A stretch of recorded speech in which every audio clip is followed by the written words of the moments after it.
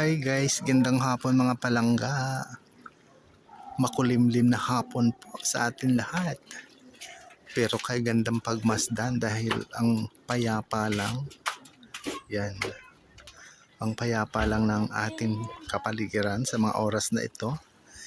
Kahit medyo makulimlim ang ating buong maghapon, pero masarap naman po sa pakiramdam.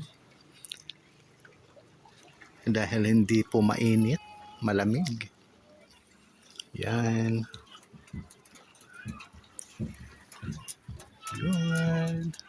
Kumusta po tayong lahat mga palangga sa bawat kanya-kanya nating lugar.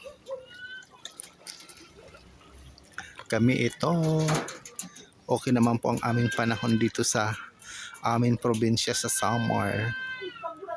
Yan. Na medyo makulimlim. Sana magpakita si Haring Araw mamaya. Kaya lang medyo madilim na naman dito sa baba. Paano kaya yan?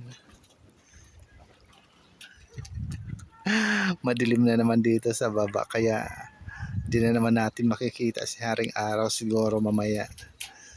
Yan po. So yan. Ang sarap lang magtambay dito sa aming tambayan sa likod bahay tuwing hapon. Sa ganitong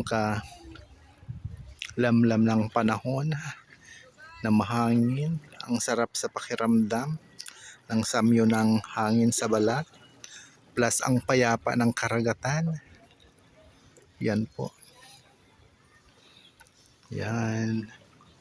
Tara na mga palangga ko, magkapit na tayo. Hapon na.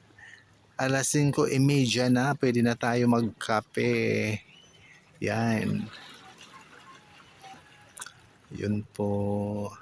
At ready na naman si Freds. Pumalaot mamaya. Yan. Nakahuli na siya kagabi. May grasya na siya. Ayun po guys. Kaya ganda lang pagmasdan ng karagatan pag ganito ang panahon. Walang anunsyo. Ayun. Muli maraming salamat sa patuloy na pagsubaybay niyo po palagi sa aking mga mumunting video sa Ramil Javier Ella Vlog. Thank you so much for watching, sharing, follow, and like. Love, love, love. See you sa susunod kong mga video. Yan. Bye. Thank you so much. Ayun.